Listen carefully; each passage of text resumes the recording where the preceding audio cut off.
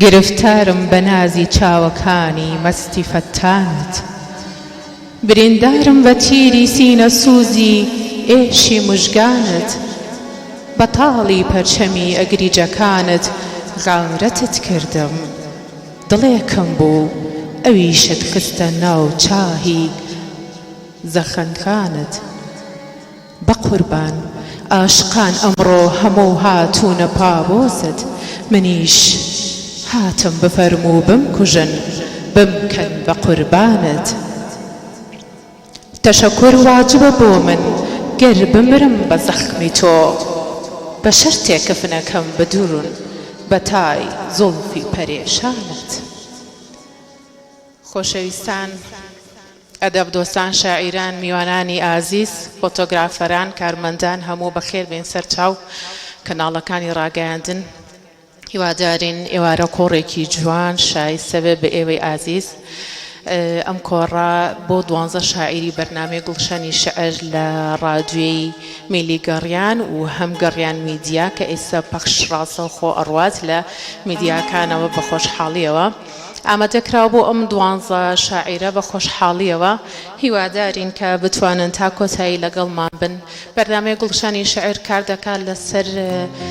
خاوەن قەڵەمە بە ئەزموونەکان و ئەو قەڵەمانەش کە تازەیەنە لە ناو بوارەکانی شەعر و ئەدەب و ئەدەب دۆستانەوە. کارمەندانی گەڕیان میدیا خۆبەخشانە لە بەڕێوبەرەوە تا بچووکترین کارمەندی ئێمە هەموو خۆبەخشانە بە دڵزۆزانە کارمان کردووە تاکە ڕادوێین. پێم وابێت بە دڵنیاییەوە قسەیەکەم تاکە ڕادوێین کە جگە لەوەی کە خۆبەخشیشین باشترین کار و بەرنامەمان هەبووە. سپاس بۆ هەمووانی کە خۆبەخشکاریان لەگەڵ ئێمە کردووە. سەرەتا کاک جەزای ساز وەکو بەڕێوبەری ڕادیۆ و تیڤی گەڕیان میدیا با بفەرمێ وتەکەی پێشکەش بکات.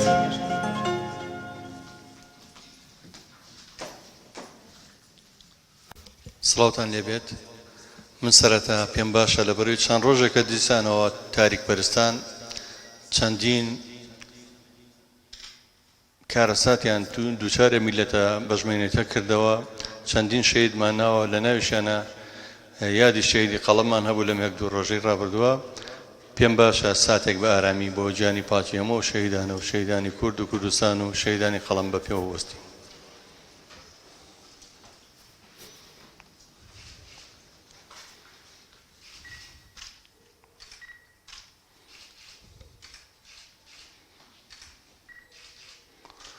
سواز بۆ وەفاداریتان بۆ گیانی پاشی شەیدان. خۆشەویستانم، زۆر گەرمی بە خێراتتانەکەم. جێخوێتی پێش ئەوەی کە مەراسیمەکە دەست پێ بکەین سوپاسی ئەم هۆڵە جوانە بکەین، هۆڵی خاک کە وەکو ماڵێکی ئارام بۆ هەموو شاعیران و نووسەران و بۆ هونەرمەندان هەموو کاتکراوەیە. ئەمە دووەمین بۆنەیە لێرە مەساجەکەین وەکو بەرنامەی گوڵشەنی شەعر. دیارە وەرزی یەکەممان کە 12 شاعیر بەشدار بوو، هەر 12 شاعیرەکە مەراسیمی ڕێزێنانیان بۆ کرا و لێرە لە بۆنەیەکی ئێوارێک تایبەتە بۆنەیەمان پێشکەش کرد. و ئێستاش وەرزی دووەمی بەرنامەی گوڵشەنی شەعر لە ڕادیۆی گەڕیان کە پێشتر هەر ڕادیۆی گەڕیان بووین، ئێستا خۆشبەختانە تەلەڤیزۆنی گەڕیانشمان هەیە لە میکس میدیا و لە سۆشیال میدیا و لە چەناڵی یوتیوبمان لە بەناوی گەڕیان میدیا. ئەو کارمەندانی کە لای ئێمە کارەکەن لە بچووکترین کارمەندەوە تا گەورەترین کارمەند دیارە لە ڕووی تەمەنەوە لە مەجینە هەمومان بە یەکەوە خزمەکاری یەک پرۆسەی ناوی دڵخۆشکردنی ئێوەیە. دروشمێکمان هەیە لە ڕادیۆی گەڕیان، دەڵێن ڕادیۆی گەڕیان شنەبایەک بۆ ڕەوینەوەی خەمەکان لەناو ئەم هەموو بارودۆخە ناهەموار و تەشەن و جاوی و ئەو هەموو زوڵم و ستەم و نەهامەتی و بێموچەی و ئەو هەموو قەیرانی کە هەندێکی دروستکراوی خۆمانە، هەندێکشی قڕکراوە بەسەرە میلەتە نەکبەتەیە. ئێمە ئەمانەوێت بە گۆرانی بە مۆسیقا بە بەرنامە کۆمیدی و تەرفیهی و شعر و ئاواز و بەو شتانە ڕۆژانە 24 کاتژمێرێمە پەخشەکەین هەمومان بەخۆ بەخش تاکە ڕادیۆ و کەناڵی گەڕیان کە تاکە کەناڵین کە بێلایەن سربەخۆ ئەهلین، سێبەر نین و موچەخۆر و بندیواری هیچ کەسێک نین. هەمومان لە پێناوی ئێوە ئەم خاکەیە بە یەکەوە بەردەوامین. من ئەمەیە بە ناوی گەڕیان میدیا و ئیدارەی گەڕیان میدیاوە سپاسی هەردوو پێشکەشکاری بەتوانە، هەردوو شاعیری زۆر خۆشەویست کاکە هاشم چەمخارا و خاتوو ئارەزوو بکەم کە بەردەوامن. ئەوانیش بەبێ وەستان ئەم بەرنامەیە هەر بەردەوامەوە هیوادارم هەر بەردەوام بێ و سپاسی هەموو شاعیرە خۆشەویستانە و ئەو مۆسیقیانە و ئەو کارمەندانەی لە بەرنامەی گوڵشەنی شێعرە ئەمە دووەم وەرزە بە بەردەوامی لەگەڵمان نابوون سپاس هیوادارم ئەم ئێوارەیە پڕ بکەین لە گوڵ و لە شێعر و لە میلۆدی و لە ئاواز سپاس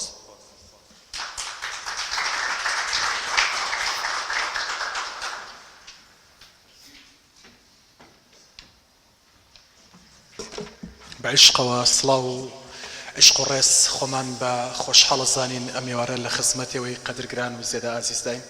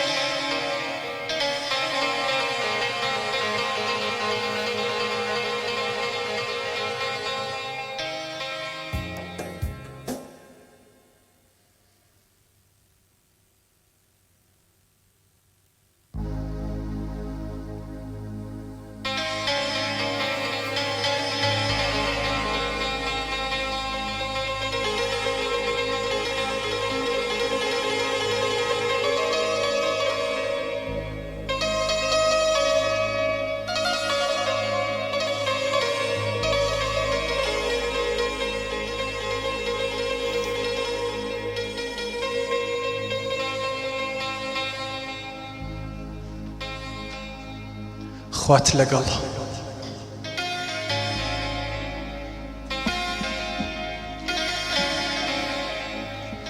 خوات لەگەڵ بێ خوات لەگەڵ بێ ئەیە و خەونەی تا ئێستەکە بە تەمات بووم لە سەد ڕێگەی دۆزەخیمدا و تا هەنووکە بە هیوات بووم خوات لەگەڵ بێ خوات لەگەڵ بێ خەونی عمرم ئەو بەهارەی چاوەڕێت بووم بۆ پیاسەیەکی ئێوارەت سەد وەرزی ڕێک چاو لە ڕێت بووم دەخوات لەگەڵ خەونی گەنجیم ئەیە و خەونەی ڕەنجم بۆ دای لە دیار چاو مۆک و بادەی تەمەن ڕەشای لە من کرایی خوات لەگەڵ بێ خەونی ماندوو ئاواتی بەدی نەهاتوو 20 ساڵ تەمەن بە فیداد بوو بێ جەفاکەی وەفات نەبوو خوات لەگەڵ بێ ئەیە و خەونەی خوات لەگەڵ بێ ئەیە و خەونەی هەزار خەونت لەبار بردم بە دیار چاوی ئەو عالەمە سووک و پوچ و ڕیسوات کردم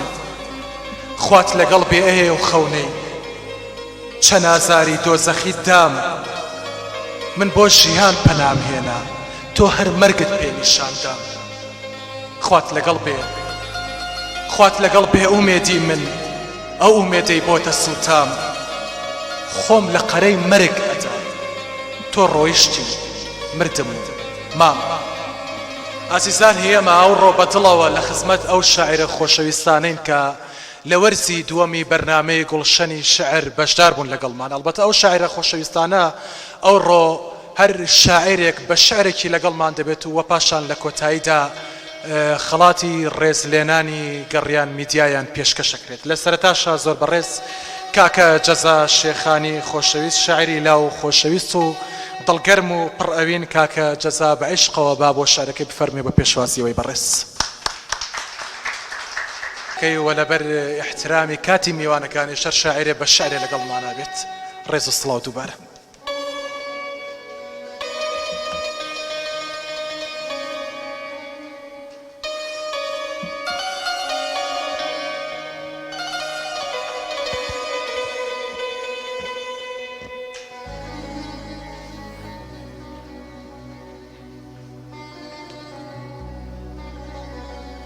سڵاو ڕێز ئێوارەتان باش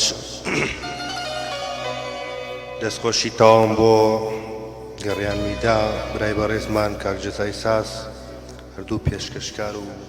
بەزمون مامۆستا ئارەزوو و هاوڕێی زێدە ئەزیزم مامۆستا هاشم سپاسێکی بێپایانم بۆ تەواوی میوانان هەیە هەڵبات من لە چەندین سیمینار و کۆڕەکان ئاماژەم بۆ کردووە خۆم بە شاعیر نازانم چونکە هەمیشە لەو کۆڕانەی کە شعرە خوێنمەوە کۆمەڵێک ئوستاز و مامۆسای شعر لێو حزوریان هەیە بۆیە هەمیشە بەو پەڕی ڕێزەوە داوای لێبوردن لەو شاعیرانە ئاکەین کە ئێمە لە حزوری ئەوانە شعرە خوێنینەوە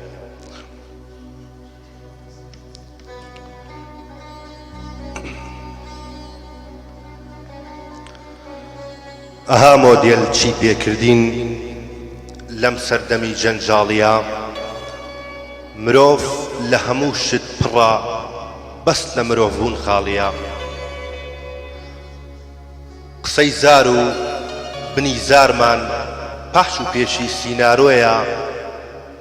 لەم بازاڕی ڕۆژگارەدا مۆدەی بوهتان و درۆیە من خەم بۆ ڕۆژانێکە خۆم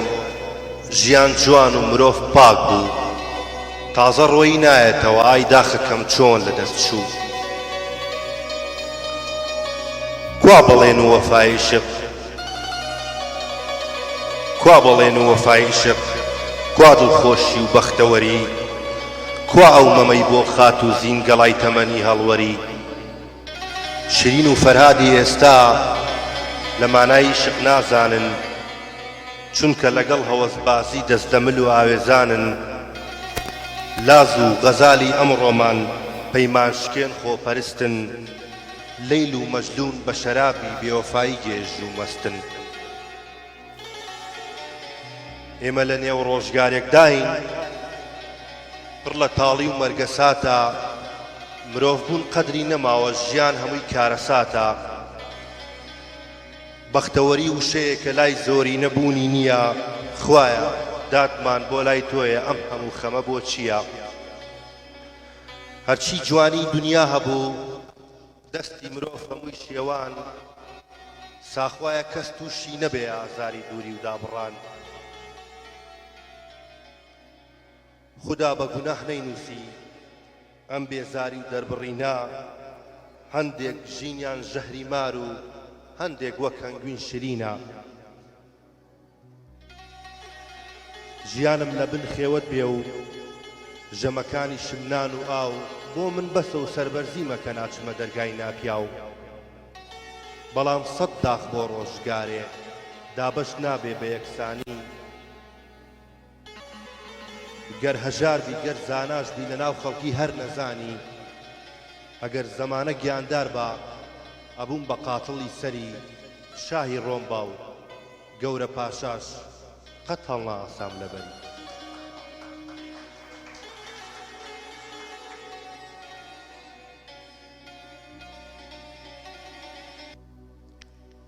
دیارە یەک ڕوونکردنەوەیەکی بچووک ئەبینین ئایلانی جوانە مەرگ ئایی جوانە مەرگ ئەمانە هەمووی لە دەشتی با بڵێن لە ئاوی ئیجە و ڕێ ئەندەران هاین و کورت بەعام لەوەتەی هەبووە لە مەینەچیا بووە ئێمە خەممان لە چی نەخوارد ڕۆژێک ئایلاند ڕۆژێک ئایا ڕۆژهەڵات تاڵاو ئەنۆشێ سکاڵامان هەر بۆ خوایە سبەی نێنۆرەی سۆمایە دوو سبەی نێشکاکە ئەلەن ئەم هاوارە دوایی نایە بەڵێ کورت بەشی ئاوایە ئێمە خەممان لە چی نەخوارد جارێک خەممان بۆ شنگالە و جارێکیش بۆ کۆبانیە جارێک بۆ قودسی کوردانە و حەمرین لانکەی گەرمیانیە ئێمە خەممان لە چی نەخوارد 2500 ساڵە کورد بەشی فرمێز ڕشتنە هەر ئاوارە و دەربەدەرە نازانم ناوی بنێم چی ڕەنگەوا بێ خۆ قەدەرە ئێمە خەممان لە چی نەخوارد ساڵ نییە فرمێست نەڕێژین ڕۆژ نییە تاڵاو نەچێژین لە 16 سێ لە 14 چوار کەچی هەموو ساڵێک دەڵێن 100 خۆزگەمان بە ساڵی پار مێژووی کورد پڕ کارەساتە کارەساتی سمکۆی شکاک یاخود شۆڕشی شێخ سەعید کوا ئەنجامی ئەوەی حەفید کوا ئەنجامی دەوڵەتەکەی گەورەم قازی لە مەهاباد کوا ئەنجامی چوار ئەفسەری لە پەتدراوی پڕخەبات دەیان میرنشینی گەورە لە نێو خۆدا پووکانەوە بۆ ئەبەدی بێدەنگ بوون و بە یەکجاری توانەوە فێرکەن چیمان بەسەردا هات کورد هەر بەشی سێدارەیە کورد هەر بەشی سێدارەیە کورد هەر بەشی ئاوارەیە دەربەدەر و بێلانەیە 20 سەدەیە ئەم میلەتە دێت و ئەچێ بێلانەیە ئێمە خەممان لە چی نەخوارد زۆری تر هەیە باسی کەم ڕەنگە مێژ و شەرمەزار کەم مافی مرۆڤ درۆیەکە بێ چەند و چوون بێ زیاد و کەم ئێمە خەممان لە چی نەخوارد ڕۆژێک داعش ڕۆژێک حەشد ڕۆژێک دەوڵەتی سەفەی و ڕۆژێکیش سوپای عوسمانی بەڵێ مێژوو دووبارەیە ئەم میلەتە بێلانەیە ورد و درشت فایق فەرمووی هەر شێت و شەیدای عانەیە زۆر سپاس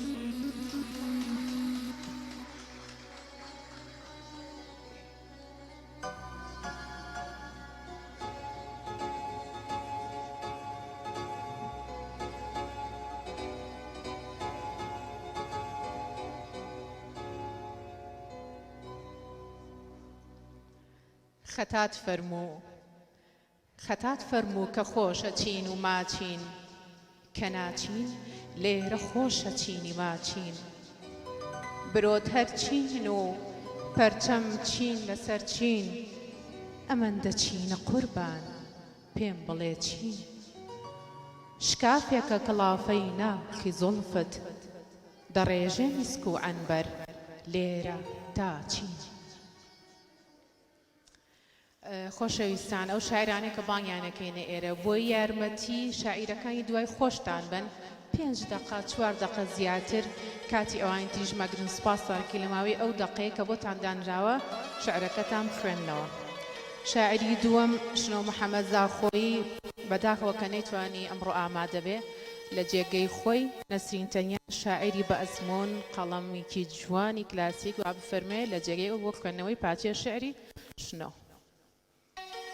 سڵاو ڕێز خۆشم دەوێت شنۆ محەممەد زاخۆ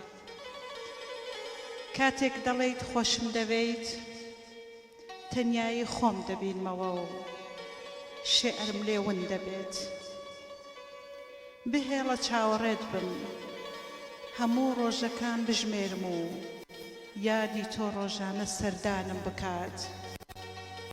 بهێڵە بە یادی عشقت ئاوی ئینجانەکان بدەم و باڵی پەپولەکان بشۆم و دان بۆ چۆلەکەکان دابنێم مەڵێ خۆشم دەوێت بهێڵە شەوەکان پەلە بکەن و سپیدە تۆ ببینم لە نێو ڕووباری تەنیایی بچۆمەوە بهێڵە با باڵی کۆترەکان ئەسیر نەبێت و پەپولەکان شوێنەواریان بزر نەبێت کاتێک دەڵێی خۆشم دەوێت عەشق لە پشت پەنجەرەوە دەمرێت و تەنیایی بێمانا دەبێت بهێڵە بۆنی گوڵەکان لە جەستەم سەما بکات و ڕۆژانە بە عشقەوە لە ئاوێنە خۆم ببینمەوە زۆر سپاس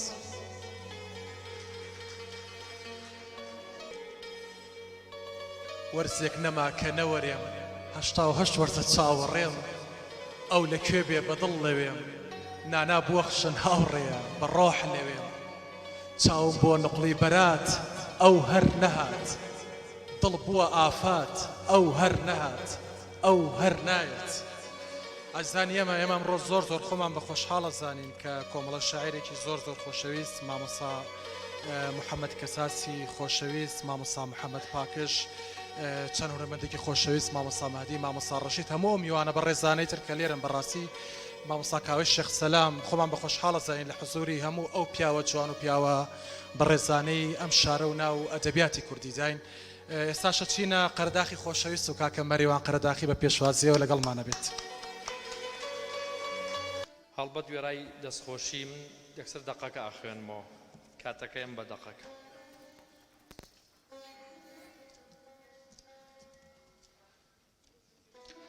بەدەمامکی مۆدێرنەوە گوناحمان بەردایەوە مرۆڤ چێ بووە لە گوناح ئاهیتانەی مرۆڤەکان بوو پەروانە ڕێی شەمعیون کرد نەورەز دڵی لە دەریاشکا لە کەنار بێ ئەوقرەیدا پڕ بووین لە وەرین خودی خۆی ون کردووە مرۆڤ ئەو دەمەی دەفری خۆشەویستی ژەنگ دەگرێت ڕوانین پڕ دەبێت لە شەقامی دڵشکان گوڵەکان پڕ دەبن لە پەشموردەی شکۆفە لە ناو سنگی جەلاسێکا جۆلانە ناکە گوناح بوو ڕاپۆردرا لە ئەستێرە دڵی هەوریان شکان باران پێنەکەنێ و زەوی وەک مەنجەنیق ڕۆژ پڕمان بکا لە خێسە گوناهی مرۆڤەکان بوو لە سروشت هەتاو خۆکوشتنی لە هەزریا ڕواند گزنگ بۆ ئەبەت لە ئاسمان تۆراوە وەرزەکان تێپەڕن بە شەلەشەل بەفر سپێتی لەبیر بچێ و چیا پڕ بێ لە دەوەنی سووتێنراو گوناهی تانەی ئێمەیە لە وەرزەکان ئەو ساتەی سروشت ژان گرتی چیمان کرد دەستی تاوانمان بە پرچی سنە و بەرپا کردەوە لە کوشتنی درەختێکدا زەلکاوی مێژومان هەڵدایەوە تا تۆڵە بکەینەوە سیخناغ بووین لە کفری قابیلەکان مەست بووین بە پێکی شەوەزەنگ بەر لە وادەی خۆی گوێزمان تەکاند و جۆگە لە باریکەکان لەسەر میراتی ڕووبار بانگەوازی جەنگیان کرد شەوە برینگەکانمان پڕ کرد لە پرتە و بۆڵا بانگەوازی شەڕمان کرد کێبڕکێمان بوو تا بچینەوە بەرەی جەنگ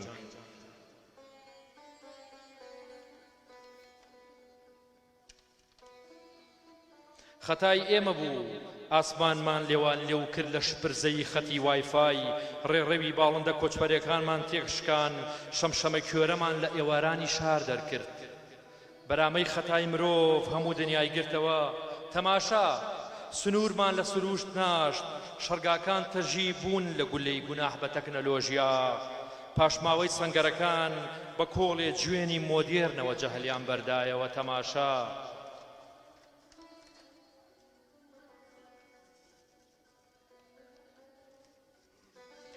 گوناهی ئێمە بوو شەقامەکانمان پڕ کرد لە پرچی ئەو ژنانەی نەیانزانی بۆچی کوژران یان ئەو کچانەی ماڵە مۆرەکانیان بە تاڵان بران پایپی بێهودەیی پێ یەکەم خۆم دەبینم بەتەڕی لە حەشارگەی ماسکێکەوە بەدەم کانۆلایەکی پەپولەوە بە تەنافی یەئسەوە لرخەلرخی هەناسەم شەقامی خۆشبەختی تەنیوە چ ناموێ دەمامکی ژیان چەند سەختە ژانی هەناسەدان لە بۆشایی هەوادا دەڵێ هەوا ئاگرە هەڵیەمژم دەڵێ با دۆزەخا لە ڕۆحما و لە هەناوما پارچەیەک ئاسمان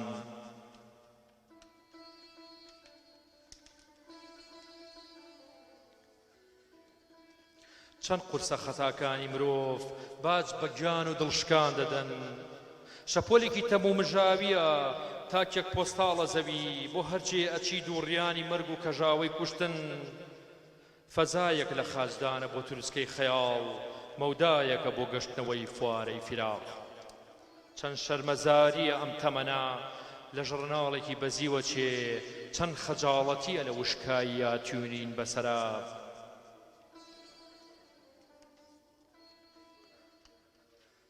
گەمەی ژیان بێمانایە جانتایەکی قورسە پڕە لە شەکەتی لە دەربازبوون بەرەو ئێستا ئەپسێ و ئەکەوێتە خوار دەکەوێتە بەر ئامێزی دەم ڕەشەبا هەرچی نهێنی و گوناحی ئابروبەرە ئەکەوێتە سەرەتات کێ چەند سانایە پەرتووکی تۆنی لاوێتی بەوی قاری نەزیفی تەکنەلۆژیا بەتانە و تەشەری سەبکی سیاست تاریک و نادیارە ئاسۆ لە نێو تارمایی درۆ و خیانەدا مەودای بینایی کەمە هەر عەزازی لە دەستی ناوەتە بینایی ڕۆشنایی چەند ناچیزەیە دەنگی واعیز و موریدەکان لەوەتەی هەند دڵمانە دەنە بەر هاژەی گریان وێرانەیەم ژیانە گەمەگەمی کۆترێ نابیستی باسی خۆشەویستی بکە باخەوانێ بەدی ناکەی قاچی گوڵێ بشوە فریاد ڕەسێ نییە خاشاکی ڕق فڕێ بدا چەند بەستە زمانە باڵندەی باڵکراوی پێکەنین وێرانەیە ژیان کە ماسکە بە پێکەنین لە هیچ شوێنێکی ئەم گردوونە خۆی نادۆزێتەوە لە عەدەمەوە دێتەوە پێکەنین گۆزەی خۆشەویستی پەرد بووە برینی ئەم ئاوانە تا ئاسمان ڕۆشتووە لێوێک نییە ئاور بداتەوە لە پێکەنین دێوەزمەیە خەونەکان ناتوانن لە تاو گوناح ماچێکی کاڵ لە خۆیاندا چێ بکەن ناتوانن پرچی چەپکێ تیشک بە خۆیانەوە گرێ بدەن سەردەمێکی نغرۆیە ژیان بە خەتاکان چەند تۆزاویە تەمەن چەند تەمومژاویە یاسای دارستان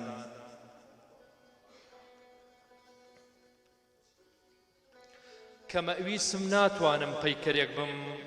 لە شوناسی ئەو باڵندەی لە پاڵتۆی ئاسمان باڵی ناشت یان بنەماڵەی ئەو گوڵانەی لە درزی باراندا خۆیان کوشت بەهێژوانی نییە دەست بکاتە ملی زەردەپەڕ ترێ نووسووە مەیلی ناچێتەوە سەر بەرسی لە جارێکی تر بەڕوو کڵاوەکەی بابردی کە سەری بەست بە ماسکی مۆدێرنە زۆر سپاس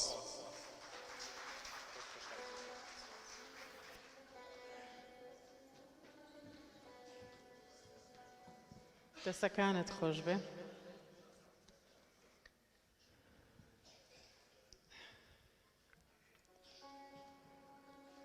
ئەمن لە تاوت دڵنا ڕەنگ دەگۆڕم ڕوخسار و لەبی شیرینت کە دەنۆڕم بەدەست خۆم بێ و ڕوو وەرگێڕم لە ڕوود گەر هەبێ هێز لە ئەژنۆدا هەنگاو دەگۆڕم خاوەن قەڵەمی ژنانە و بە ئەزمون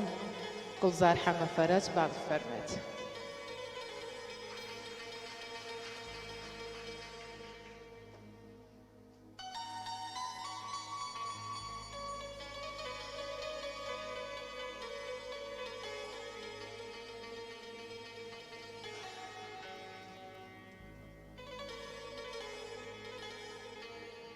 سەرەتا بە خێراتنی میوانە ئازیزەکانەکەم ئەوانەی کە تینووی شعرن و هاتوون لە شعرەکانی ئێمە گوێبیست بن و دەستخۆشی ستاف و ڕادیۆی گەڕیانی ژەکەم زۆر سپاس و دەستی ماندووبوونیانە گوشین هەناسەیەکی پاییزانە لەم پەنجەرەی زامەکانمەوە سەیری خۆت بکە لە پەنجەرەی زامەکانمەوە سەیری خۆر بکە و ببینە تەمەنم وەک ئەستێرەیەکی کشاوە چەند بەرز بێت ناگات بە و کام و شەی جوان و پیرۆزە دەیهۆنمەوە و ئەو جا دەیدەم لە یەخەی شەو هەرچەند دەشتێکم لە ئازار ئەو کات کێوێکم لە هیوا هەرچەند دەشتێکم لە ئازار هاوکات کێوێکم لە هیوا دوو گلێنەی چاوەکانم لە نێو خەمدا دێن و دەچن باخی هیوام پەمووی چەند وشەیەکی نوێی پچڕ پچڕ دەپشکوێ بێدەنگیشم وەک گێژەنێکی ڕووبارێکی کەفچڕی و لولم ئەدات ناڕۆم بەگشت لافاودا دەچمەوە ژیانیشم وەک شوشە عەتری سەرواڵا وا خەریکە لە نێو دەچێت نیگای تیژم لە ڕوخساری وەردەگێڕم شڵەژانێکی بەهێز و ڕاچڵەکین هەموو جەستەم دەگرێتەوە و دەڵێم خودایە ئەو تۆڕی نیگاتیژانەی چۆن وا خێرە ماسی دڵی منیان لوولدا سەرنجە قوڵەکانی ئەو پڕ بە پڕ وێنەی ناو خەیاڵدانی منن خۆشیان دەوێم ئازیز من زۆر جار تارمەی مرگم بینیوە و وەک شەونمی بەرهەتاو بووم بە هەڵم ژنێتیشم وەک زڕدایکێکی دڵڕەق لە خۆشبەختی دای ماڵیوم من ئەمەوێ ئەم پاییزەی تەمەنیشم وەک گەنجێتیم سیخناخ بێتەوە لە ئەوین بە میهربی ڕازێنمەوە لەم ڕێژدا ئەبێ لەم ڕێژدا ئەبێ ژنێکی بەهێز بم ئەبێت ژن بم هەتا مەحاڵ توێنمەوە. زۆر سپاس بۆ گوێگرتنتان.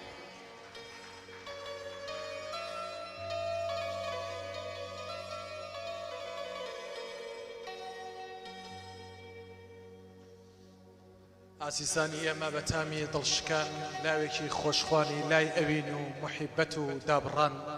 کاکە ژڤان عەزیزی خۆشەویست بە پێشوازیەوە با بفەرمێت.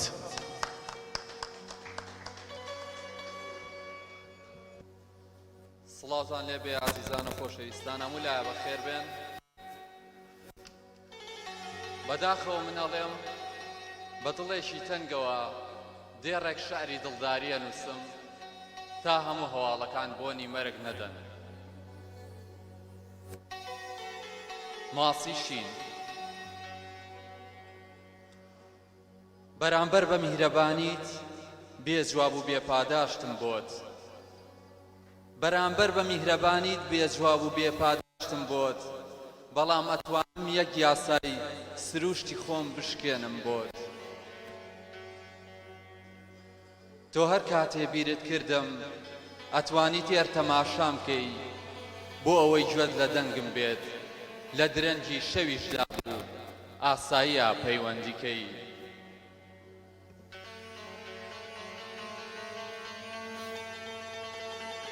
تۆ هەر کاتێ دڵت تەنگ بوو بێپرس و بێمۆڵەت وەرە، تۆ هەر کاتێ ڕۆحت لێم ویست کەمێکی نا هەمووی بەرە.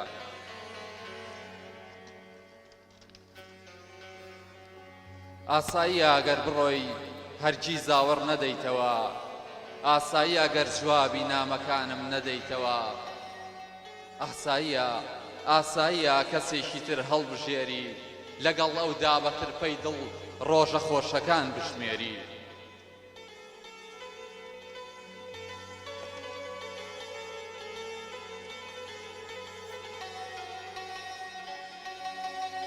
ئازیزەکەم خۆتەزانی کە دڵڕەقیم بێسنوورە، بەڵام چی بکەم پێچەوانە بەرامبەر تۆ هەمووی نورە. دەنا ئەگەر کەسێکی تر با لە جێگات هەرزوو لە بیر ئەچۆیەوە، وەک شوێن گوارەکەی دابیرە جێگاکەی کوێرە بۆیەوە. سواز بۆ ملایە.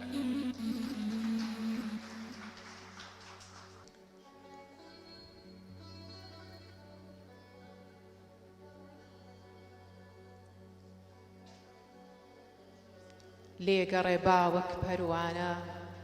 لە دوود گەڕێم، ساقی ئاسا بە جامێ مەی لە دەورت گەڕێم، خزمەت بکەم ڕێبواری وێڵ لە وێڵیدا من شێواوە، سەر و جان و مەچەکی من لە نزمیدا بە نور گەڕێم. خاتۆ حەمید دەستنەیی با بفەرمێت و پێشەکردنی دەقەکەی لە ماوەی 4 دقەیە. ڕێز و حرمەت بۆ ئەو ئازیزانەی کە هاتوون ئەرکیان مەسەرشان و بووە بۆ گەڕیان میدیا و کاکجەزا و هەموو ستافەکان،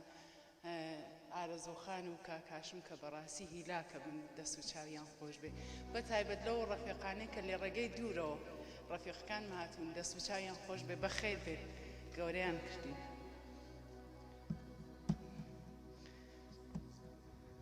دوورە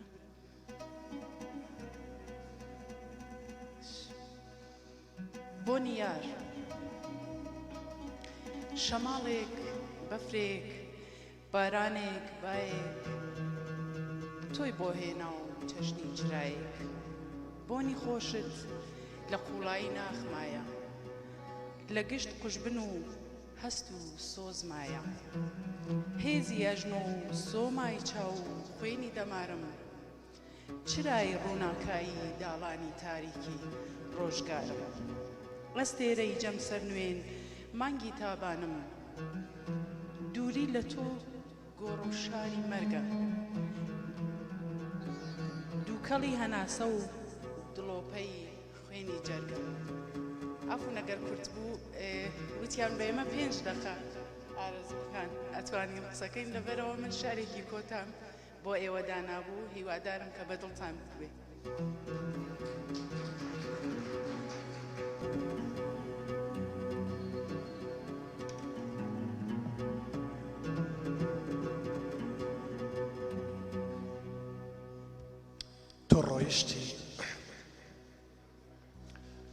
ڕۆیشتی بەڵام لێرەی تۆ ڕۆیشتی بەڵام لێرەی لای هەناسەی گەرمی سینەم لە مەحشەری ئەو دڵە پڕ ئێش و تینەم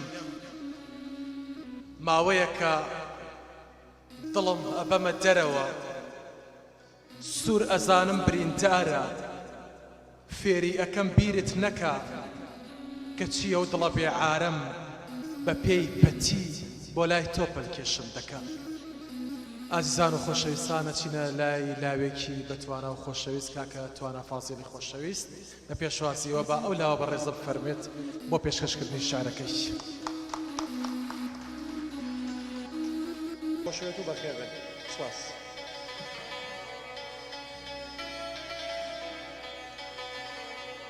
ئەو کیژەی سپەی ڕۆژەیە خوددا بە منت ئەبەخشێت لە ئێستاوە پێت دەبێژم دەرد و بەڵات لە من کەوێت هۆ خاتونم ئەگەر خوا کردێکی ژۆڵەی گوندێک بیت زۆرم لا خۆشە گشت سوێدان من کاوڕەگەلت بۆ ئەگرم تۆش بە دەستانت بیان دۆشە ئەگەر ئێستاش لەو باکوور و ڕۆژ ئاوایە ژیان بکەی بێبەرگری خۆم ئەدەم بە دەستی تۆوە وڵاتێمە کوردستانت بۆ دەخوێنم هەموو دەمێک لە من خۆوە ئەگەر کیژە هەولێری بیت ئەو دڵە پاک و بێخەوشەت بۆ پڕتر ئەکەم لە جوانی هەرچی خەمتە ئەیبەم بۆ خۆم گەر خاتونێ خۆشکەلام بیت لە شارەکەی سلێمانی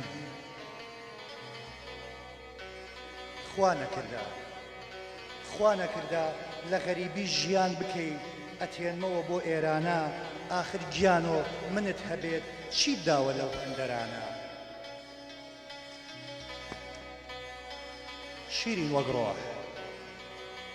ئای چەند ڕێکەوتێ جوان ئەبێت خانمێکی نەرمنی ڕۆژهەڵاتم بیت بۆت ئەبمە هێمنی هێمن چۆن ئەهێڵم بێ شعری تەڕ و تازە بیت ئەگەر کچێ هەڵەبجە بیت ئەبمە گشت کەسد یارۆکەم هەر وەکو عومری خاوەر ئەدگوشم بە باوەشەکەم وای چەندە خۆش ئەدلاوێنم خوێنی گیانت هەورامی بێ ئەو دڵە بە جۆش و تەڕەت لە پیریشدا ئەبێ وەک تافی لاوی بێ کورت و بخۆت لە هەر جێبی بە کام زاراوە بانگم کەی هەر بە گیان و وشەی شیرین وەڵام ئەدەم لە ئێستاوە باوەشێکی بەهەش ئاساد بۆ چێ ئەەکەم بەڵێن ئەدەم زۆر سپاس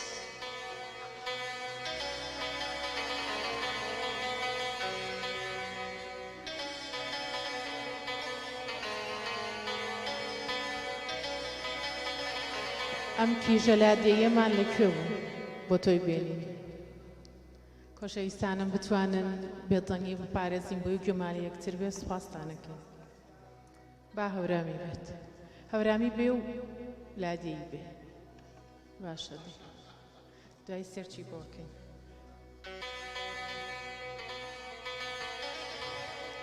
مەحوی مەزن دەفەرمێت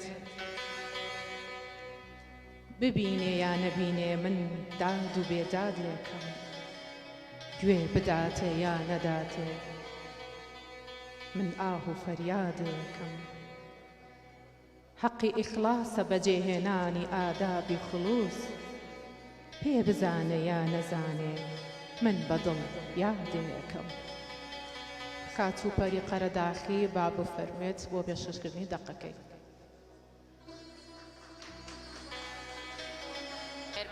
چاوانم دابڕان تاڤگەی بە خوڕی ئەشکی چاوانم وادم خنتێنێ هەر دووری یارە و ئەژنۆی ئومێدم کەواشکێنێ هێندەم خۆشەوێ بەقەد پانتایی هێندەم خۆش دەوێ بەقەد پێوانەی پانتایی گردوون لە ئەشق و ئەوین هەر بەردەوامم تا دوایم دێنێ لەم دابڕانە زۆر دەترسم تا دواتەمەن بێ ئاوازی شعرم فەمفۆنیای غەمە و هەڕام دەژێنێ زۆر سپاس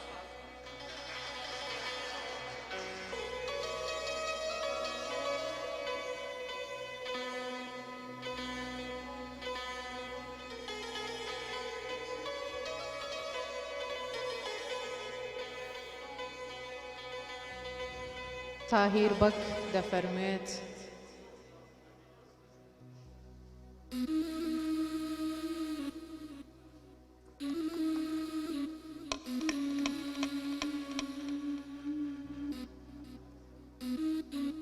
تکایە بێدەنگ بن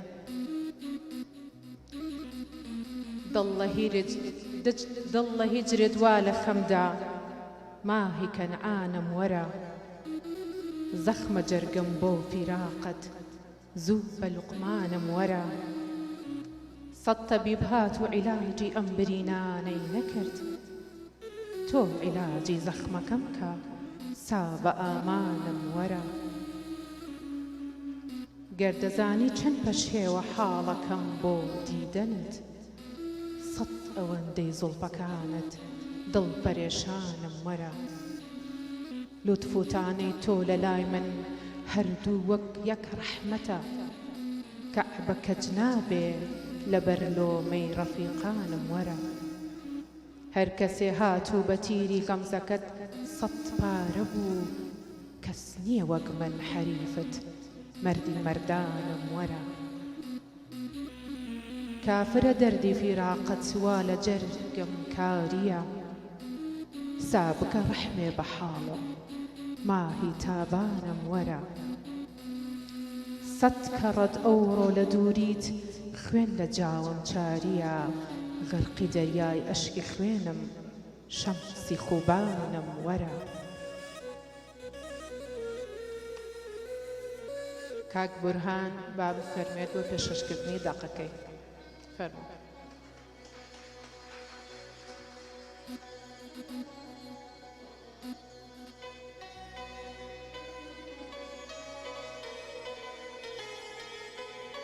کاتتان باش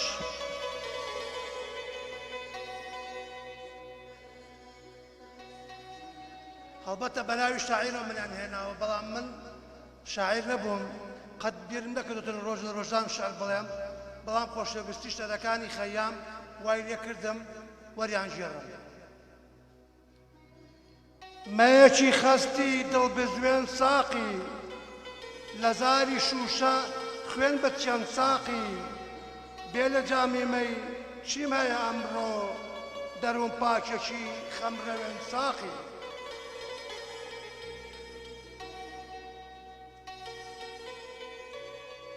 لەو مەیەم بەرێ کە هێزی گیانە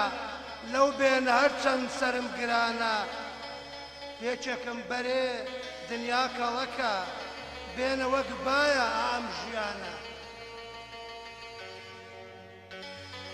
هەتا دەتوانی کەس مەتۆرێنە لە گڕی کینەتە کەس مەنیشێنە گەر پشووی نەمری بۆ خۆت دەخوازی نەخۆت بەڕەنجە و کەس مەڕەنجێنە بۆ ئەم ڕۆژگارە بێسوودە ژیری هەر ناژیر دەیبا گەشت خێر و بێری لەو مەیە بێنە باژیری بەرێ بەڵکو ڕۆژگار بێ دیوی بەخێری من بەندەی گومڕام ڕەزای تۆ کووە تاریکە دڵم ڕۆشنایی تۆ کووە گەر بە ملکەچی باش ببەخشی پێمان دەفرۆشی بەخشینی تۆ کووە ئەی دڵ چی خۆشە بۆ خۆ بخوازە لە مێرگوزارە جوێی خۆش بسازە چونکە تۆش وەکو نمی سەر سەوزە هەرکە خۆر دەرکە و بەسەر چووی تازە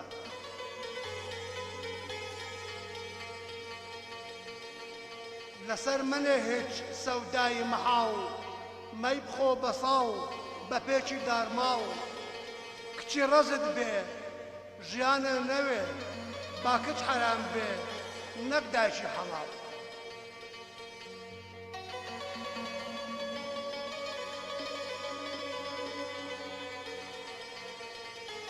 هەتا بۆم دەرکەوت دوو قاچ و دەستم چرخی مایە بەر چوارپەلی بەستم ئەو داخەش دەخۆم بۆشم نووسراوە ڕۆژگارێ بێمەی بێ هاودەم ڕستم کاروانی ژیان چۆن تێدەپەڕێ سێری ئەو دەمەی خۆش دەبوزەرێ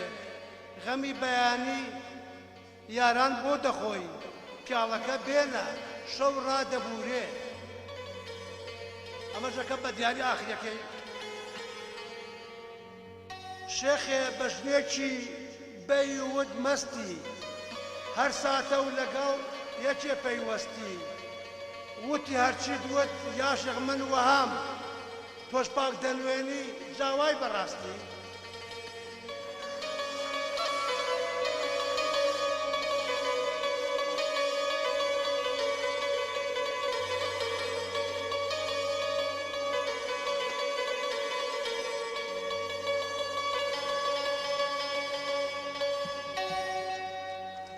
ئازیزانی ئەمە تەنها دوو شاعری خۆشەویست ماون لە خزمەتیان نابینێکیان بەڕێز خات و ناسک حەمە غەریبە بەداخەوە کە لێرە نیە ئەگەر نوێنەرێکی بەڕێزیان لێرە بن ئەگەر پەیامێکیە بێ ئەگەر پەیامیشی نییە دواتر بۆ خەڵاتەکان هەر لە خزمەتی ئابین بەڵێ چینە لای کۆتا شاعری خۆشەویست کاک جەزای ساس لە خزمەتی ئابین بە ئەو شارێکە بۆی ئامادە کردوینەوە پاشانە چینە دابەشکردنی خەڵاتەکان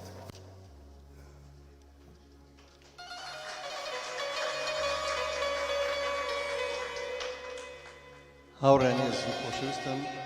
زۆربەتان منتان وەکو ژەنیارێکی مۆسیقایە وەکو هونەرمەندێ ناسیوە بەس من سەرەتای دەستپێکردنی شعرنووسینم بۆ ساڵی 1970 دەگەڕێتەوە یەکەم کۆڕی شعریم لە هۆڵی ڕۆشنبیری لەگەڵ ڕەوانشاد محەممەد عومەر عوسمان و جەزا ئەمین و ئەحمەد ڕەزا و فاتح نازەمە گەنایی باوشین بیرچوو بێتەوە کۆڕژێرشمان سەلا مستەفا بوو و یەکەم دیوانی شعریشم هەرو ساڵە ئامادە بوو بۆ چاپ بەداخەوە کە لە ڕقابە هاتەوە ئێساس دیوانەکەم ماوە هەمووی بە خەتی سوور قەڵەمی سوور هێنرا وەسە وشەی پرۆلیتار و جوتیار و کرێکار و ڕەنزەران و ئیتر لەو کاتۆ دڵم شکانم توانی شعرەکانم بڵاو بکەمەوە بەس جابەجارێک شعری لیریکم نووسیوە بۆ هاوڕێکانم بە تایبەتی هونەرمەندەکان کە زۆر جار ئاوازێک دانێم داوای شعرێکشیان لێ کردووم ئیتر بەخۆم ناڵم شاعیر دەدی و هاوڕێمان وتی کاکە جوان بەس منیش هەندێک سەرقەڵەم هەیە لێرە یەک شعرتان بەس بۆ خوێنمەوە دەبا بگرین بۆ شەوانێک چرای ماڵم گەشاوە بوو با بسووتێم بۆ ڕۆژانێک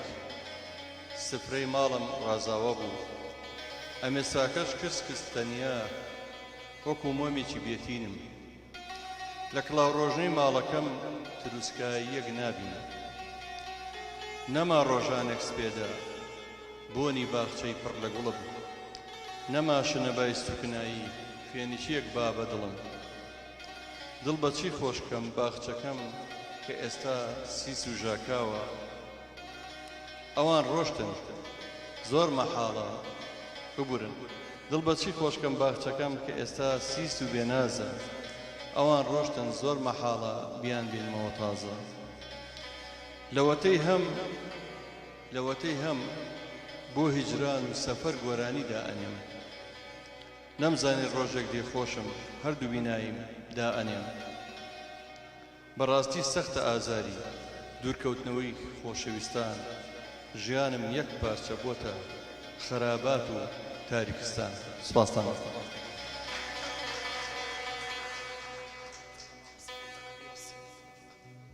دڵیارم فریشتەی جوانی پێ بزانی یا نەزانی بە ئاسانی خۆم بۆت کردووە بە قوربانی با بزانی بۆ نەزانی چونکە تۆ بۆم گوڵی باخ و باخی گوڵی هەردووکیانی هەر سێکیانی باخ و گوڵ و ئاویکانی هەر چواریانی چاوی برژانگی زۆڵفی خاوی شنە و شەبەنگی بەیانی بێمنەتم لێت من تۆی ڕێگام تۆ کوێڕێت گەر پێشم بڵێ خوا حافیز بێمنەتم بەخوا ئازیز لێم مەبەزیز لێت نابمزیز پێشکەشتان بێت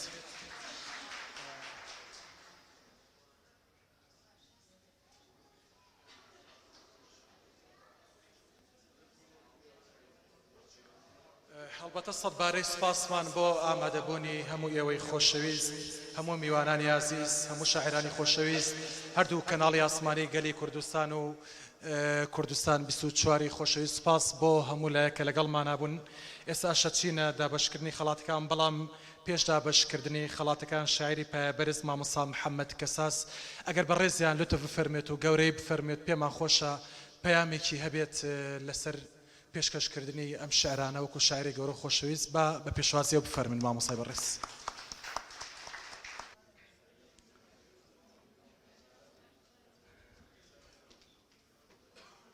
سڵاوتان لێبێ.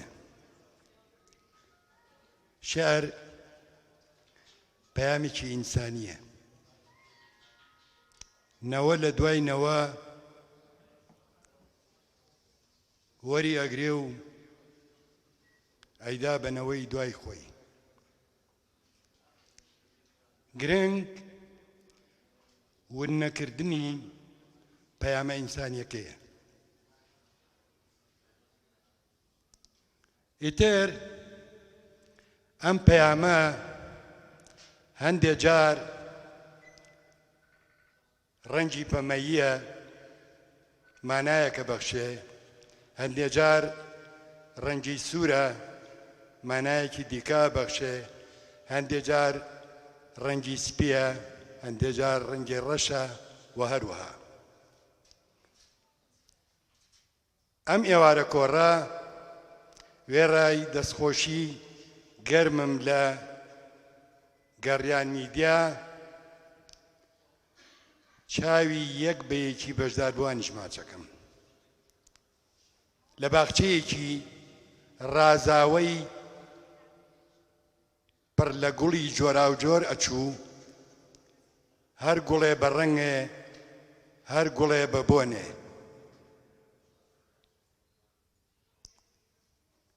بەڵام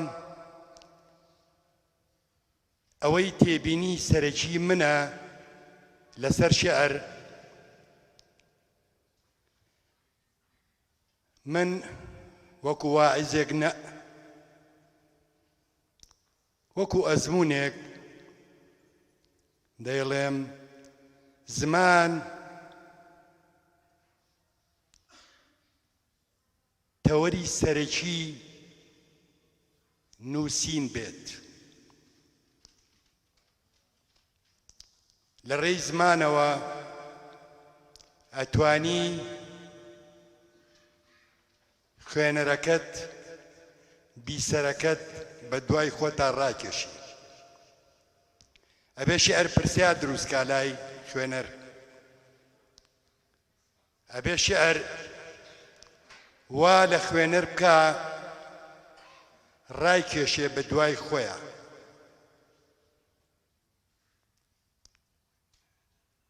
بۆیە لە سەرەتاوە عەرزم کردن شێعر پەیامێکی ئینسانیە. کاتی خۆی لە هەفتاکان ئێمە کۆمەڵێک گەنج بووین، هەندێکمان ماوین، هەندێکمان مردووین، ئێستا پیر بووین. من و جەمال غەمبار و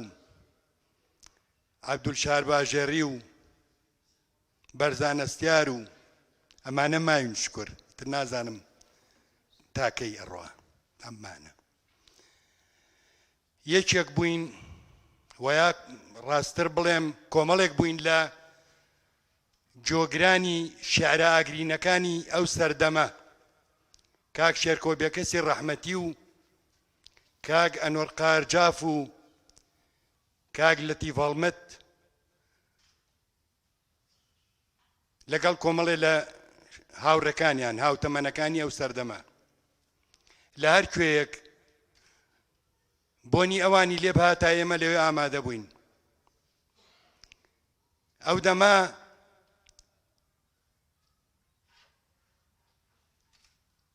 شێعر یەکێک بوو لە چەکە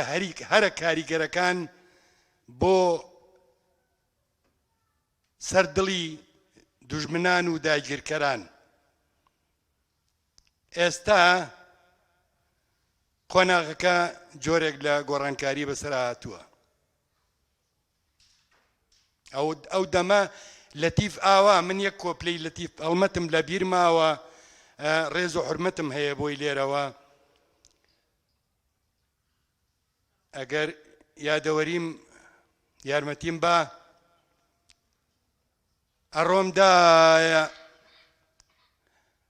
ئەڕۆمدایە ئەگەری تر نەهاتمەوە لە هەر کوێیەک زۆردار بژی لەوێ دەبم بە بۆمبایە ئەڕۆمدایە ئەگەری تر نەهاتمەوە دەبم بە گوڵ لەو چیایە ئەمە بە زمانێکی سادەیە بۆ ئێستا بەڵام بۆ ئەو سەردەمە جوانترین گوڵ بوو کە لە یەخەی ئێمەی خوێنەر ئەدرا بۆیە داوای زمان ئەەکەم زمان جوانترین وەسیلەیە بۆ ئەوەی تۆ بتوانی لێوە شێعر بەرهەم بێنیت شێعر کۆمەڵە بنەماشی هەیە هیوادارم بە مانای وشە خۆزگە هەموو کەسێک ناشکرێەوە زۆرینەی خەڵک شاعیر بووایە بۆ ئەوەی کە لەو منتەڵەقەوە لەو هەستە ناسکەوە بیڕوانایەتە دەوروبەر و مامەڵەی لەگەڵ تاک بە تاکی کۆمەلگا بکردایە ئەو وەختە نە خەڵکە کوژرا نە خوێن ئەڕێژدرا نە ئینسان ئازاری پێ ئەگەیشت نە شتە جوانەکان ناشری نەبوون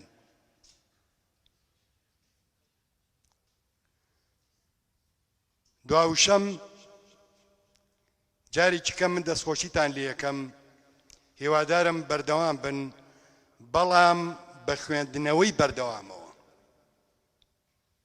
خوێندنەوەی بەردەوامەوە لە هەموو مەجال ئەدەبیەکانە تۆ ئەمڕۆ لە مەجالی شیعرە ئەسپی خۆت تاوەیت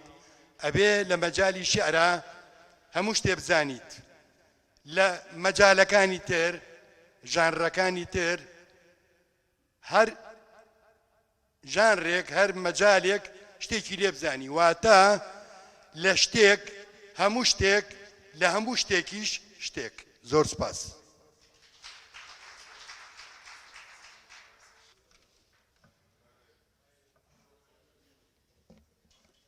زۆر سپاس بۆ مامۆستا محەممەد کەساسی خۆشەویست و بەڕێز ئازیزان و خۆشەویستان ئێمە ئەچینە ئاستانەی دابەشکردنی خەڵاتەکان لە سەرەتا وەک ڕێز و سپاس و پێزانینێک خەڵاتمان بۆ هۆڵی خاک دابین کردووە بۆ کاک بازیانی خۆشەویست زۆر بەڕێز کاک جەزای ساز با بفەرمێتەوە خەڵاتە پێشکەش بکات و هەروەها نوێنەری هۆڵی خاک با بفەرمێت بە وەرگرتنی خەڵاتەکە کاک بازیانی خۆشەویست با بەڕێزیان بفەرمێت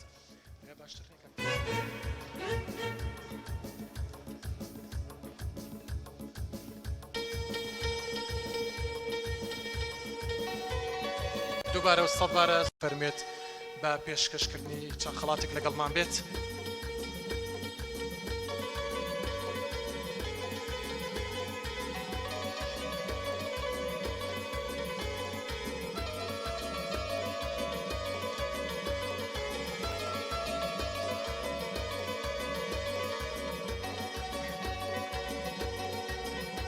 زۆر بەڕێز کاک جەزا شێخانی با بفەرمێت بە وەرگرتنی خەڵاتەکەی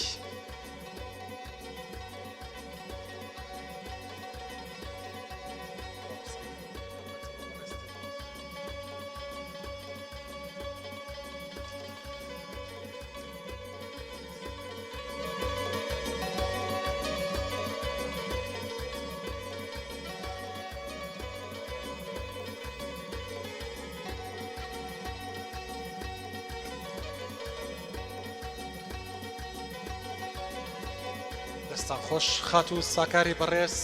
ئامادەی نییە زۆر بەڕێز ئارزوخان بە وەکو نوێنەری ساکارخانە و خەڵاتە وەربگرێت فەرمێت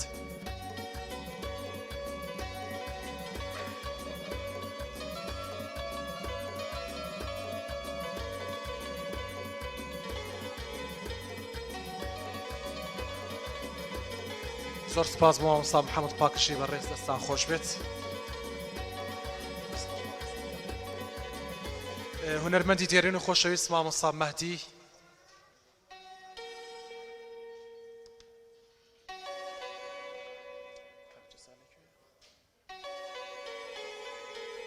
مامۆستا مەهدی بەڕێز با بە دابەشکردنی خەڵات لەگەڵمان بێت.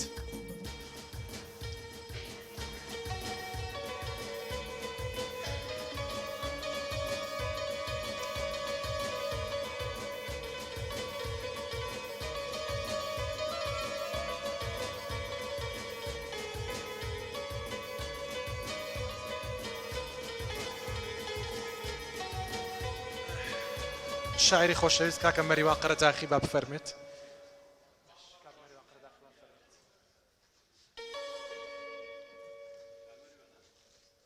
کاک مەریوان قەرەداخی بەڵێ.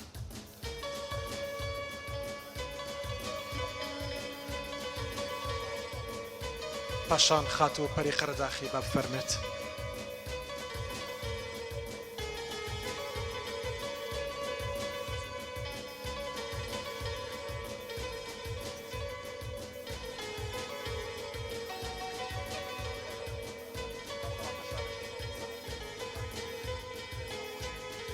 داوا لە زۆر بەڕێز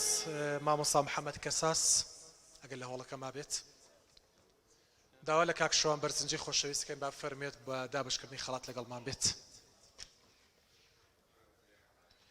کەسی دواتر کاک شێخ فواد بەرزنجی با کاک شێخ فواد بەرزنجی فەرمێ بە دابشکردنی خەڵات لەگەڵمان بێت.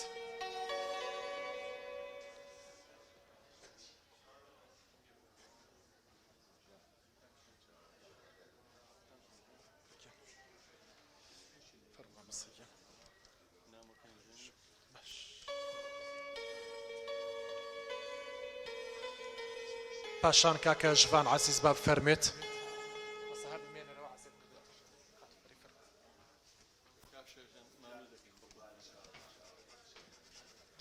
و داوا لە شاعیرانەکەین با بمێننەوە تا دواتر وێنەیەکی پێکەوەی بگرن. کاکە ژڤانی بەڕێز با بفەرمێت.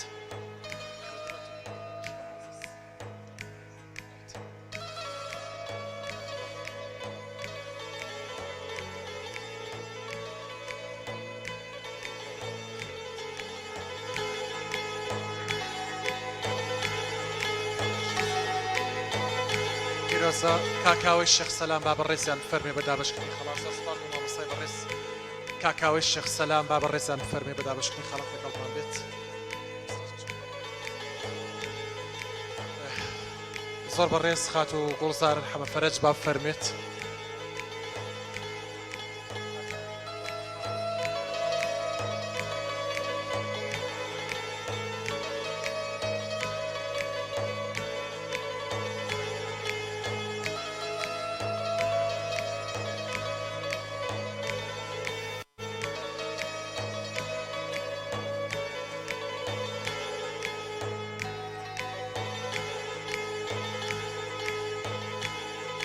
سپاس.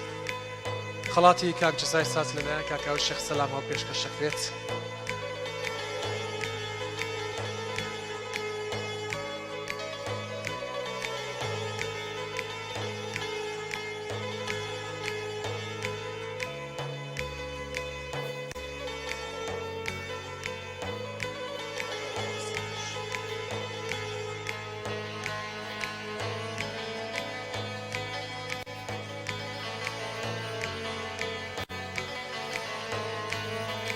بەڕێز مامۆستا نامۆ پێنجوێنی با لەگەڵمان بێت بۆ دابشکردنی خەڵات.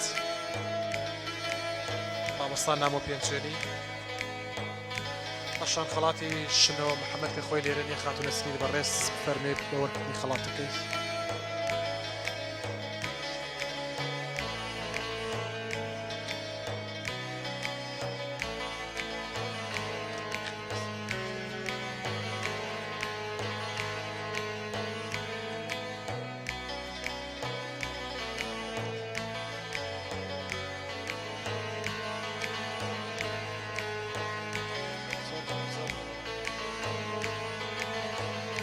زۆر بەڕێز کاک بورهان فایق با بفەرمێت.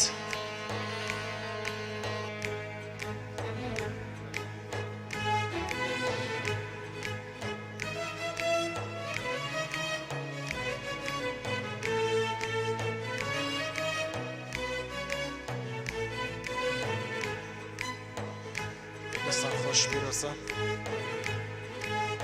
خاتو نەسرین تەنیا بە دابەشکردنی خەڵات لەگەڵمانە بێت. سپاس بۆ مامۆستا نامەی بەڕێز دەستان خۆش بێت. شاعری لاو بە توانە و خۆشەویست مامۆستا توانە فازیل با بەڕێزیان بفەرمێت.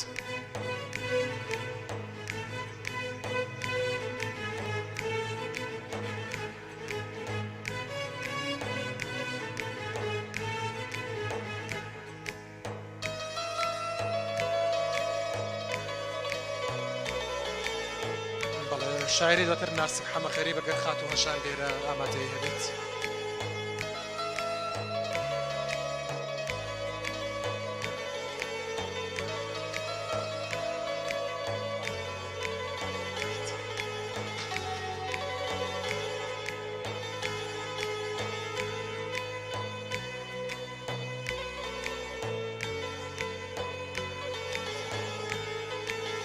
دەستان خۆش سپاس بۆ خاتوی بەڕێز خات و نیشتما قادری بەڕێز با بفەرمێ بە دابەشکردنی خەڵاتێک لەگەڵمان بێت. دو هەمین خەڵاتی شاعری خۆشەویست خات و حەمیدە سنەیی باو خاتونە بفەرمێ وە پاشان چەند خەڵاتێک بۆ کارمەندانی ڕادیۆ دیاری کراوە بۆ مادوونە ناسان کە بەردەوام هاوکاری گوڵشەنی شعرن ئەو خەڵاتانە پێشکەش بە بەڕێزانە ئەکرێت.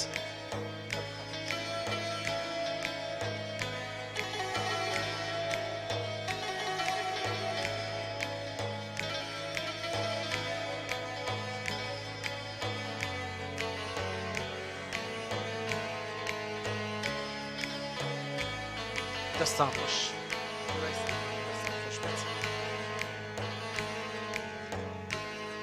ئازیزانی ئێمە چینە ئاستانەی دابەشکردنی ئەو خەڵاتانەی کە بۆ ئەو خۆشەویستانەی ڕادیۆ و تیڤی گەڕیان دابین کراوە کە بەردەوام هاوکاری بەرنامەی گوڵشەنی شاریان کردووە بەو پەڕی سپاسەوە. زۆر بەڕێز مامۆستا ڕەشید کەرکووکی بە بەدابەشکردنی خەڵات لەگەڵمانە بێت.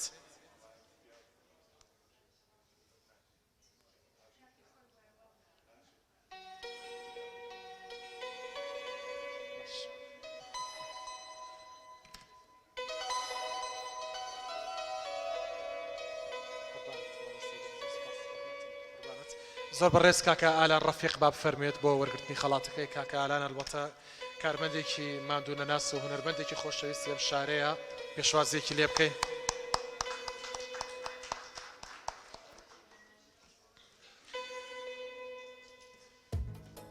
خەڵاتی دواتر بۆ کاک ئاری فەوزی خۆشەویست کە بەردەوام هاوکارمانە سپاسیەکەین.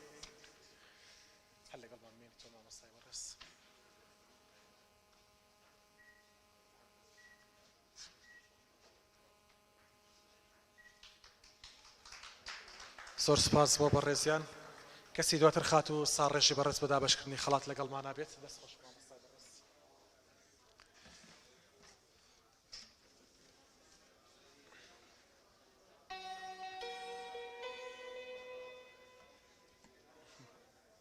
ئەلبەتە بیرمان نەچێت سپاسی تایبەت بۆ هەموو فۆتۆگرافەران بکەین کە بەڕاستی زۆر زۆر ماندوو بوون. کاکە پێشەوە، کاکە کرەمی خۆشەویست، مامۆستا تایر، مامۆستا ڕزگار، کاک بەختیاری خۆشەویست، هەموو ئەو خۆشەویستانەی تریش کە بەردەوام لەگەڵمانن. پاشان خەڵاتی ڕێز و سپاس پێشکەش بە کاکە گۆران هەورامی خۆشەویست دەکرێت. با کاکە گۆرانی خۆشەویست بفەرمێت بە وەرگرتنی خەڵاتەکەی. مامە گۆران فەرموو. کاکە گۆرانی بەڕێزیش هاوکارێکی بەردەوامی گوڵشەنی شارە زۆر سپاسیەکەین. کەسی دواتر مامۆستا ڕزگار قەرەداخی خۆشەویست فۆتۆگرافەر و چالاکەوانی خۆشەویست.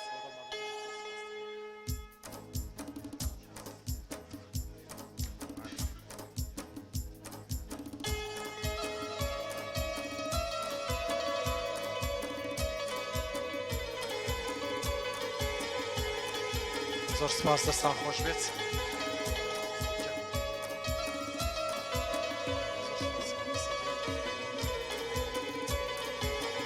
بەڵێ ئازیزان خاتووە ڤینبۆکانی بەڕێز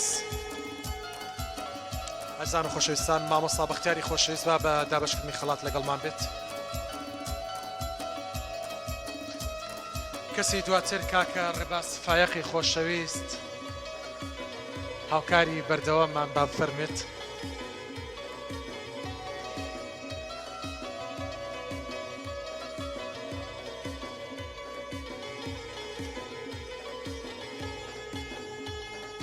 زۆر سپاس بۆیە بەڕێز دەستان خۆش مامۆستا بەختیار خات و گوڵزار فەرەجی خۆشەویست بە دابەشکردنی خەڵات لەگەڵمان بێت شاعری خۆشەویست مامۆستا گوڵزار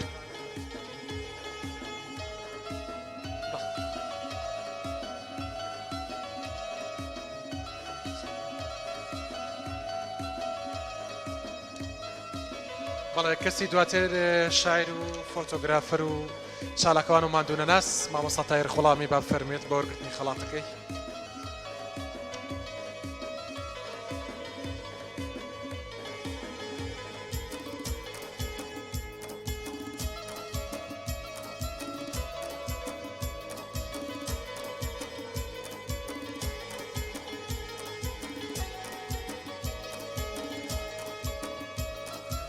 کاکە میرشادی خۆشەویست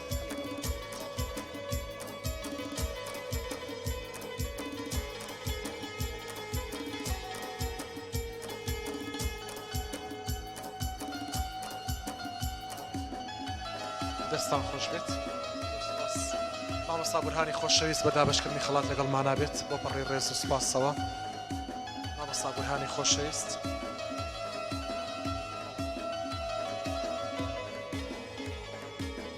با کاکە ئامانجی بەڕێز بفەرمێت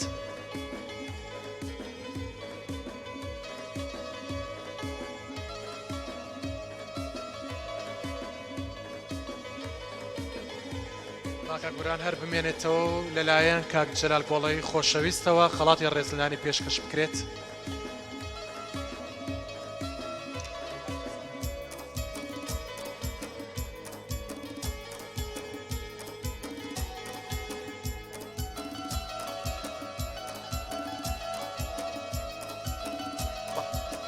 کاکە ئەحمەد خۆشناوەتی خۆشەویست ئامادەیی نییە بە کاک جەلال هەرەوە خەڵاتە پێشکەش بکات کاکە ڕازوی خۆشەویست وەکو نوێنەری بەڕێزیان بفەرمێت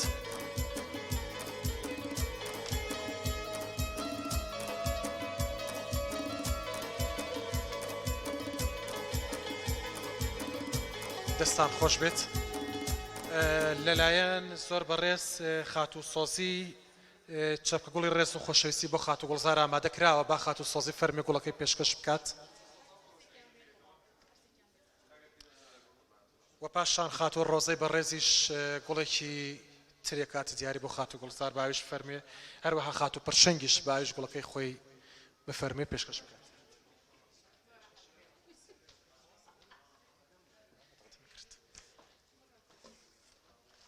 بەڵێ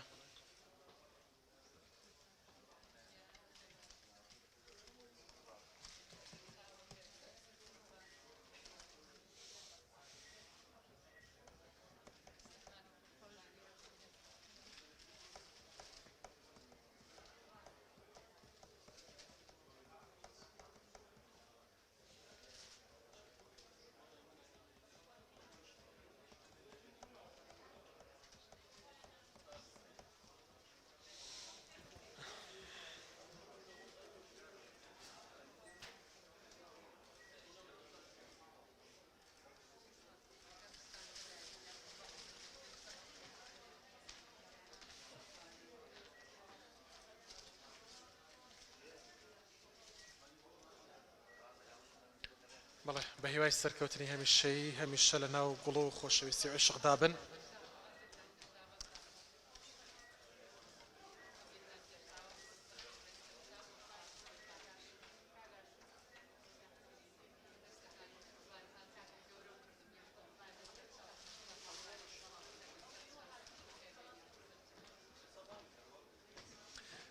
چەند خەڵاتێکی تردانراوە چەند گوڵێک بۆ خاتوو ئارەزووی بەڕێز با خاتوو ئارەزوو فەرمێت بە وەرگرتنی گوڵان لەلایەن خاتوو شعری و خاتوو سنوور و کاک شێرزاد با فەرمون گوڵەکانیان پێشکەش بکەن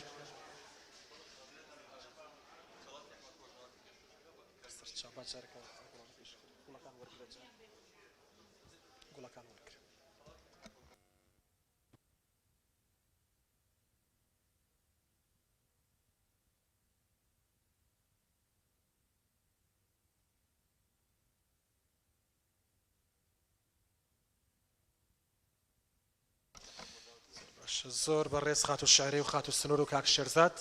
با چەپکە گوڵی ڕێز و خۆشەویستی خۆیان پێشکەش بە خاتوو ئارەزوو بکەن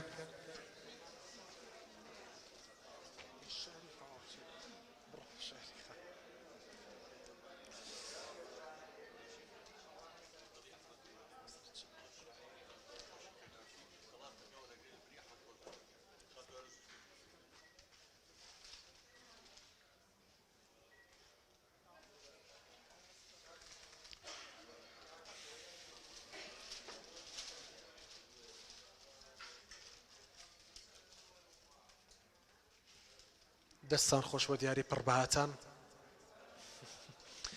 پاشان خەڵاتی سپاس و پێزانینی تایبەت بۆ کاک ئەحمەد خۆشناوەتی خۆشەویست لەلایەن ئارەزوخانەوە پێشکەشەکرێ زۆر بەڕێز مامۆستا ڕەشید کەرکووکی شاعیری خۆشەویست با فەرموێت بە وەرگرتنی ئەو سپاس و پێزانینە بۆ کاک ئەحمەد خۆشناوەتی بەڕێز لە پای ئەرک و ماندووبوونی کە بەردەوام هاوکارێکی زۆر زۆر باشی بەرنامەی گوڵشەنی شعر و هەموو بەرنامەکانی گەڕیان میدیە هیوای سەرکەوتنی هەمیشەیی بۆ کاک ئەحمەد خۆشناوەتی خۆشەویست و سپاسی ئامادەگی مامۆستا ڕەشید کەرکووکی خۆشەویست دەکەین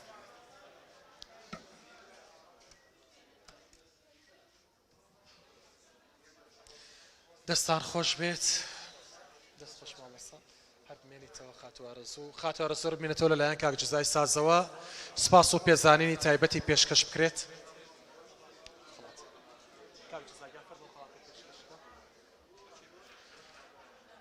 دوهەمین خەڵات بۆ ئارەزوخان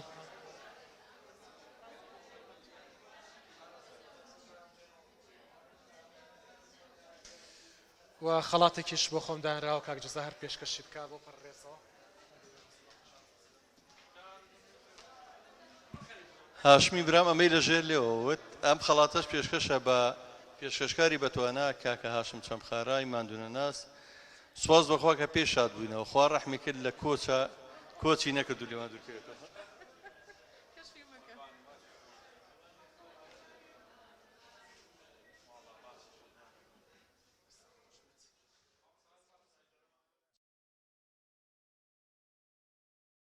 ماندوونەناسانن کە لە بەرنامەی گوڵشەنی شعرە بەشدار بوون نەجینا کارمەندی خۆبەخش و ڕاگەاندکاری زۆر ماوەکە ئێمە خەڵاتی بکەین لەوانە کاگەکرم و چەند فۆتۆگرافەرێک تر ئێمە بەرنامەی داهاتوومان بە دڵنیایی هەموو کەسە خۆشەویستانە بەسەرەکەینەوە هەموو شاعیرە بەشدار بووەکان پێمان خۆشەگە بفەرمونێرە بۆ وێنێکی جەماعی بەیەکەوە بگرین